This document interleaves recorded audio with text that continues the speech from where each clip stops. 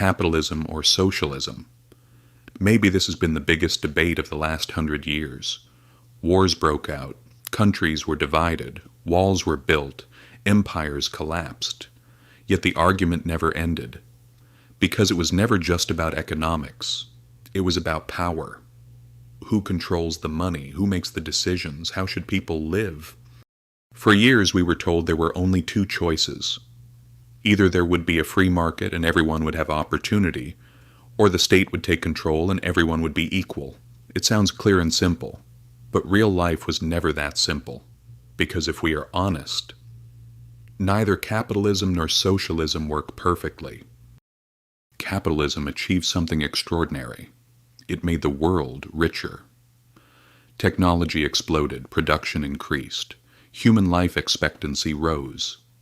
Companies were built, innovations emerged, and ordinary people gained access to things even kings could not reach in the past. But the same system also created crises. Wealth concentrated in certain hands. People began living on debt. Bubbles formed, markets crashed, millions lost their jobs. So yes, wealth was created, but not everyone received the same share. Socialism offered a different promise: justice. No one should go hungry. Education should belong to everyone. Healthcare should belong to everyone.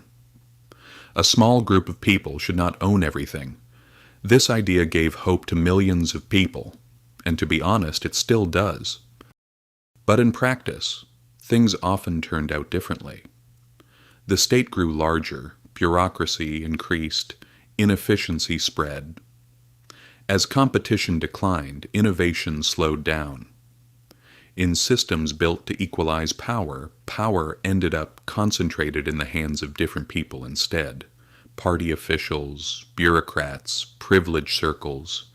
So, on one side there was the power of money, and on the other side there was the power of the state.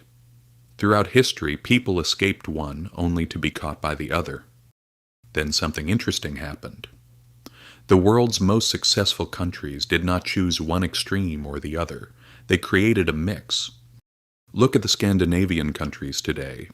There is a free market, there are companies, there is entrepreneurship, but at the same time there is also a strong welfare state. There is healthcare, there is education, and there are strong labor unions as well. Look at America.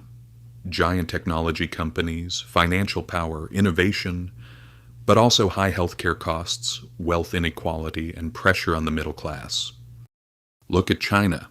There are private companies, but state direction is very strong.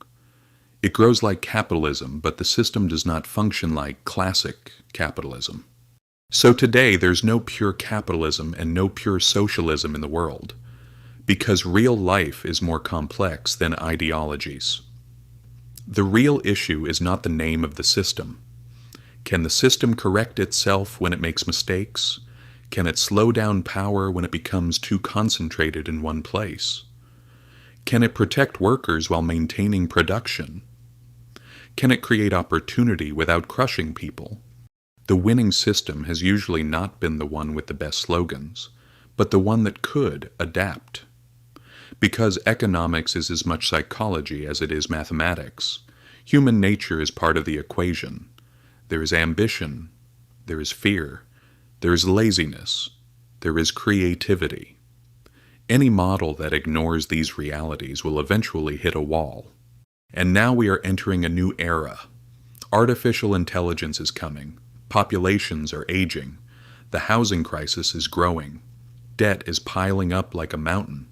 The energy balance is changing. These are not capitalist problems or socialist problems. They are real problems. That is why the countries that win the future will not win through slogans, but through balance. They will use the energy of markets. They will use the guiding power of the state wisely. They will support innovation. But at the same time, they will not abandon society. Maybe the real question was never capitalism or socialism. Maybe the real questions were these: who will hold the power? Who will write the rules? And when the system breaks, who will pay the price? Because history has shown us this again and again, Power does not disappear, it only changes hands.